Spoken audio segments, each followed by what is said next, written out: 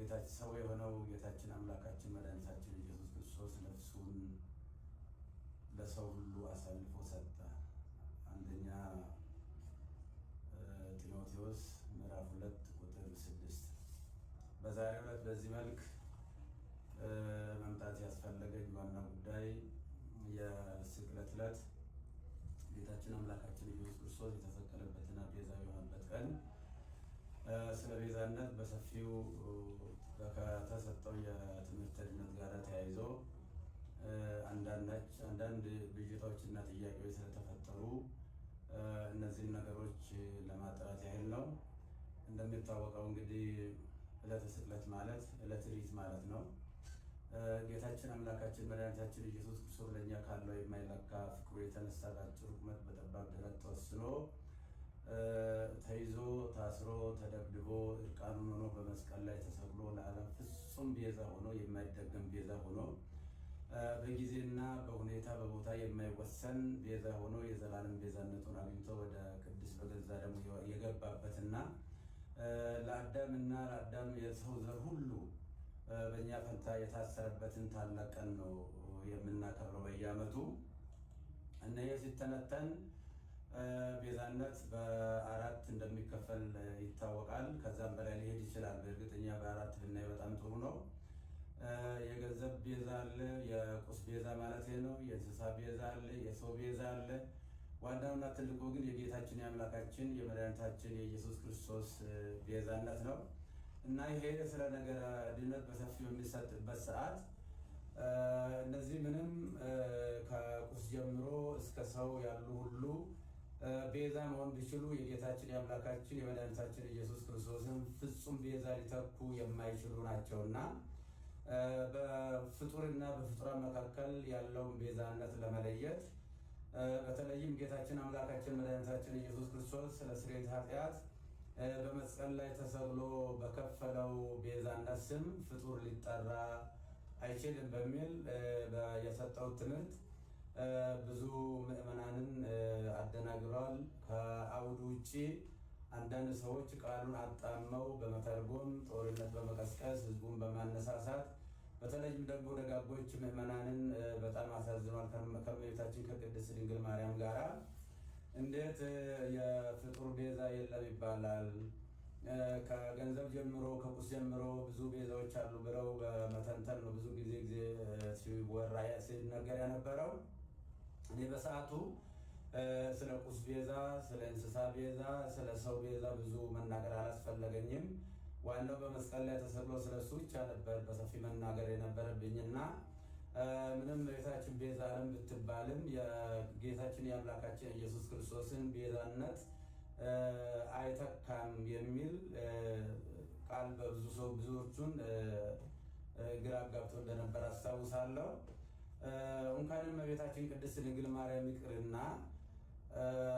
ድንጋይ ቤዛ ተብለዋል፣ ወርቅ ቤዛ ተብለዋል፣ ገንዘብ ቤዛ ተብለዋል፣ ጫማ ቤዛ ተብለዋል፣ ቆብ ቤዛ ተብለዋል እና ከፈጣሪ በታች ከፍጡራን በላይ የሆነች እግዚአብሔር የመረጣትና ከአንስተ ዓለም ሁሉ አልቆ አክብሮ ይፈጠራል ለእናትነት የመረጣት እመቤታችን ቅድስት ድንግል ማርያምን ከፍጡሩ ጋር እንኳን ልናወዳድራት አንችልም። አቻ የሌላት ወደር የሌላት እና ከእሷ ጋር በማጣላት በተለይም የተደረገው ቅስቀሳ በፌስቡክ እና በኦንላይን ላይ እንደሚደረገው ቅስቀሳ አይደለም።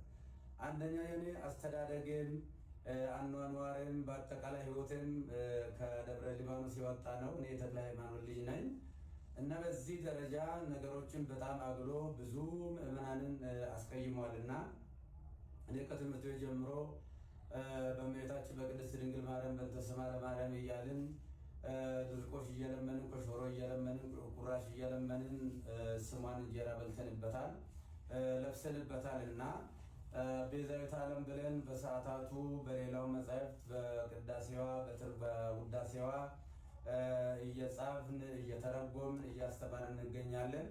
እኔም በግሌ ስለሷ ብዙ ሰብኬያለሁ። ስለሷ ወላዲተ አምላክነት በተለይም ንጽሐ ጠባይ ያላደፈባት ነውር ነቀፋ የሌለባት ኃጣዊ ያላገኛት እግዚአብሔር በንጽህና በቅድስና ከዓለም አልቆ የፈጠራት ከሁሉም አልቆ የፈጠራት አቻና ወደር የሌለባት እንደሆነች ብዙ ጊዜ በሰፊው ትምህርት ሰጥቼበታለሁ። መጽሐፍም ጽፌያለሁ። ያንን መከታተል ይቻላል። እኛ ብቻ ሳንሆን መልአኩ ቅዱስ ገብርኤልም ቡሩክት አንቲ እምአንስት ወቡሩክ ፍሬ ከርሥኪ አንቺ ከሴቶች ሁሉ የተለየሽ ነሽ ብሎ ያደነቃትና ያመሰገናት ፈጣሪ ለእናትነት የመረጣት እናት ስለሆነች እንኳንስ እሷን ይቅርና ማንንም በክርስትና ለመናቅ አይቻልም። እኔ የወለደችኝ ውድ እናትን በእጅጉ የሚወዳት የማከብራት ነኝና እናቴን የማከብር የፈጣሪውን እናት በምንም አይነት ተአምር ዝቅ አድርጌ የማይበት ምንም አንዳች ሁኔታ የለው። በዕለቱ የተደረገው ጌታችን አምላካችን መድኃኒታችን ኢየሱስ ክርስቶስ በሚጠራበት ቤዛነት የኃጢአት ስርየት ቤዛነት በዚህ ፍጡር ሊጠራ አይገባም አይችልም የሚል ነው በጥቅል።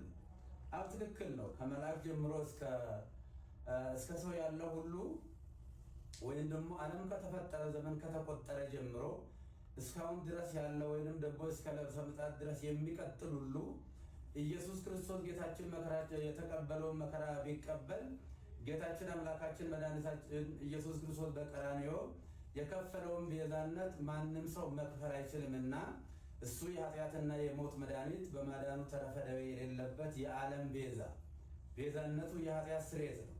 አሁን እያንዳንዳቸው ለምሳሌ እነ ሙሴ ቤዛ ተብሏል። ነገር ግን የሙሴ ቤዛነት በአረፍተ ዘመን ተገጥተዋል፣ በጊዜ ተገጥተዋል፣ ዮርዳኖስ ማዶ ተገጥተዋል። የሁሉም ፍጡራን ቤዛነታቸው በጊዜ በሁኔታ የሚገታ ነው። ነገር ግን በጊዜና በሁኔታ የማይገታ ለዓለም ሁሉ ቤዛ የሆነ ከሰማይ በታች ከምድር በላይ መዳኛ ማን ነው? ከሱ ውጭ አዳኝ የሌለ የጌታችን የአምላካችን የመድኃኒታችን የኢየሱስ ክርስቶስን ቤዛነትን በደንብ አጉልቶ ለማሳየት እና ለማስተማር ካልሆነ በስተቀር ከእመቤታችን ከቅድስት ድንግል ማርያም ክብር ጋራ ምንም የሚያገናኝ አንዳችም ነገር የለም።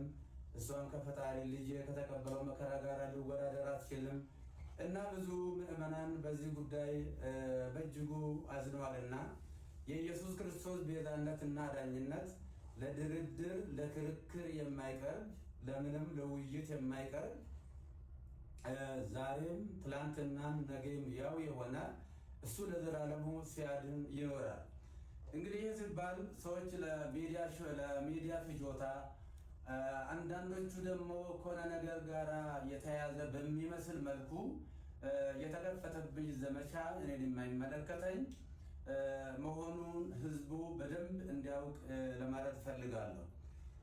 እንደሚታወቀው ይህንን በሰፊው በሚዲያ በማራገብ ምዕመናንን በማሳሳት በማሳዘን በማልቀስ የተለያየ ትርጉም በመስጠት ሲያካሂዱ የነበሩ ወንድሞችና እህቶችን አባት ነኝና አባት እንደመሆኔ መጠን ሳልቀየማቸው ይቅርታ እያደረግኩ እግዚአብሔር ይቅር በላቸው ለማለት እወዳለሁ።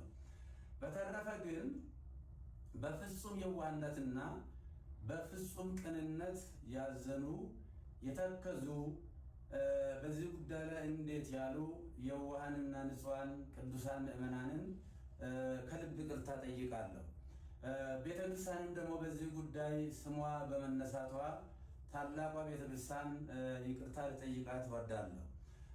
ለሁላ በደንብ ግልጽ መሆን የሚያስፈልገው የእመቤታችን ቅድስት ድንግል ማርያም ንጽሕና፣ ቅድስና እግዚአብሔር የሰጣትን ክብር ስንሰብክ ነው የኖርነው፣ ወደፊትም የምንሰብከው ነው። ለምሳሌ እመቤታችን ቅድስት ድንግል ማርያም እስራኤል ቀይ ባህርን ሲሻገሩ ውሃ ሳያረጥባቸው ጭቃ ሳይነካቸው በደረቅ መሬት እንዳሻገረ ሁሉ በብሉይ ኪዳን ጥንተ አብሶ ካለባቸው ወላጆቿ እሱ በመለኮታዊ ኪነ ጥበቡ ጠብቆ አስውቦ አሳምሮ የፈጠራት እጅግ ውድ እናት ነች። በአሳ አንበሪ ዮናስ 3 ቀን ውሎ ሲያድር አሳ አንበሪ ሳያደማው ሳይቆስለው እግዚአብሔር በኪነ ጥበቡ በመለኮቱ ጠብቆ ወደ የብስ እንዳመጣ ሁሉ ከርኩሰትና ከኃጢአት ጠብቆ በአዳም በቀደመው የአዳም ጥንተ ስጋ ፈጥሮ የሰጠን እናታችን ነች። ወላዲተ አምላክ አምላክ አምላክን የወለደች እግዚአብሔርን ለእናትነት የመረጣት። ስለዚህ የእመቤታችን የቅድስት ድንግል ማርያም ቤዛነት የሚጀምረው እንደ ፈጣሪ ባይሆን ለምሳሌ ሙሴን ለፈርዖን አምላክ አድርጌ እሰጥሃለሁ አስነሳለሁ ለፈርዖን ቢለውም ሙሴ የባህሪ አምላክ ሆነ ማለት አይደለም።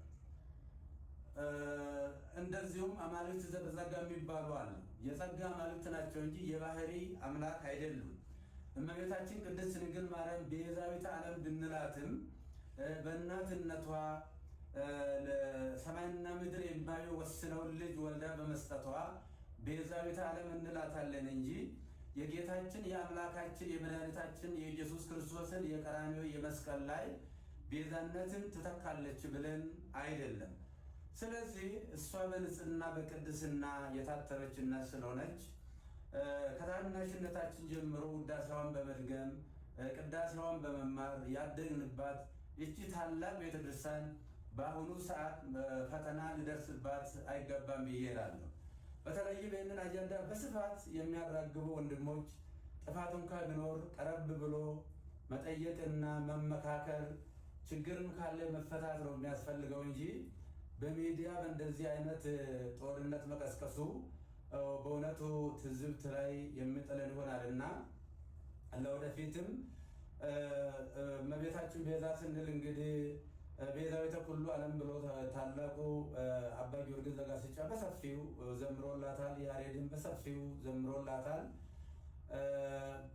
በዚህ ጊዜ እሷ እንግዲህ ከተጸነሰችበት ጊዜ ጀምሮ ጌታ ጸንሳ ሳለ አይሁድ በተሳሳተ መንገድ ባልገባቸው መንገድ ብሉይ ኪዳን በነበረው የጭካኔ መንፈስ እሷን በድንጋይ ቀጥቅጦ ለመግደል ጥረት በሚያደርጉበት ሰዓት ውድ ዋጋ ከፍላ ለመሞትም እንኳ ፈቃደኛ ሆና ነገር ግን ዮሴፍ ጻድቅ ሆኖ የጸነሰችውም ደግሞ ሰውኛ ሳይሆን እንበለሩካቤ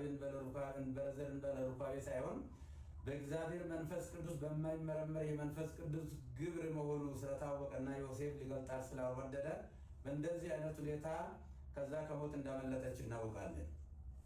ልጇን በምትወልድበትም ሰዓት በቤተልሔም ሰዎች በናቁትና ባቃለሉት ለአፍታም በማይቆዩበት በከብቶች ግርግም የገዛ ልጇን ወልዳ ስትሰጠን ለእመቤታችን ያለን ፍቅርና አክብሮት ወደር የለውም። ነፍሳችን ትመሰክራለች። ይህ ብቻ ሳይሆን እመቤታችን ለልጇም ቤዛ ነች። ለልጇ ለሕፃኑ ለኢየሱስ ክርስቶስ ገና የ2 ዓመት ሕፃን በነበረ ጊዜ ሄሮድስ ልጆችን በሚያስገድልበት ጊዜ ልጇንም እንዳይገልባት የሞት ሰለባ እንዳያደርግባት ከእስራኤል ጀምሮ እሳት የሆነውን የሳራ ብርሃን የቀን ሐሩር የሌሊትን ቁር ችላ ታግሳ ረዥም ወራት ተጉዛ ወደማታውቀው ወደ ግብፅ ተሰዳ ብዙ ዋጋ ከፍላ መከራ አይታ ልጇንም ከሞት ያዳነች እንደገና ደግሞ እስከ ቀራንዮ ከልጇ ያልተለየች እመቤታችን እናታችን ቅድስት ድንግል ማርያም ነችና እሷን እንኳንስ አይደለም ለማቃለል ለማመስገንም ብቃትም አቅምም ሞራልም ያለው ሰው የለም። እና ይህንን ጉዳይ ቅድም እንደተናገርኩት ሰዎች ለሚዲያ ሽፋን ችሎታን ለሚዲያ ፍጆታ ለማዋል መጽሐፉን ከአውዱ ውጪ በመተርጎም እየተሰጠ ያለው እየተሰበከ ያለው በዕለቱ የኢየሱስ ክርስቶስ ቤዛነት እና አዳኝነት ነው። ስለዚህ ለምንድን ነው ጥላ ቤዛ ይባላል፣ ሌላ ቤዛ ይባላል የሚልም ሊቃውንቱ ከሰሞኑ ጀምሮ ግሱን እየተነተኑ ሲነግሩን ከርመዋልና ለተነተኑ ትንታኔ እያመሰገንኩ በሰዓቱ ስለ ጫማ ቤዛነት፣ ስለ ባርኔጣ ቤዛነትና ስለ ልብስ ቤዛነት፣ ስለ ገንዘብ ቤዛነት፣ ስለ ቁስ ቤዛነት፣ ስለ ብሉይ ኪዳን እንስሳ ቤዛነትም ብዙ ለመተንተን አላስፈለገኝም። ምክንያቱም ታላቁና ሕያው ቅዱስ አምላካችን ኢየሱስ ክርስቶስ በመስቀል ላይ ተሰቅሎ ስለሆነ የግድ እሱ መሰረት ስላለበት እሱ መነገር ስላለበት ከዚህ የተነሳ ነው እንጂ እኔ እመቤታችንን ለማቃለል ለመናቅም አይደለም። እኔ በዚህ ደረጃ እኔ መፈረጃቸው በጣም አዝኛለሁ። ምዕመናንም ደግሞ በዚህ ደረጃ እውነት መስሏቸው በተሳሳተ መንገድ ይህንን ማሰባቸው እንደ ትክክል አድርገው መውሰዳቸው ትክክል አይደለምና፣ ስለዚህ እመቤታችን ቅድስት ድንግል ማርያም ነች የጌታችን የአምላካችን የኢየሱስ ክርስቶስን የማዳን ትምህርቱን ነገረ ድነቱን የዘላለም ቤዛነቱን አዳኝነቱን በማዳኑ ተረፈ የሌለበት መሆኑ መርገመ ሥጋ መርገመ ነፍስን ያስወገደ የሞትን ክንዱ ብርት ሰብሮ ወደ ቀደመ ሀገራችን ወደ ቀደመ ቤታችን መመለሱን ወደፊትም በሰፊው የምናስተምረው ይሆናል። የቤተክርስቲያናችንም ትምህርት ነው። እመቤታችን በነገረ ድነቱ ሥጋዌ ስናስብ መነሻዋ እሷ ናች። እሷ ዋና መነሻ ነች እና በነገረ ሥጋዌ ውስጥ በነገረ ድነት ውስጥ አምላክ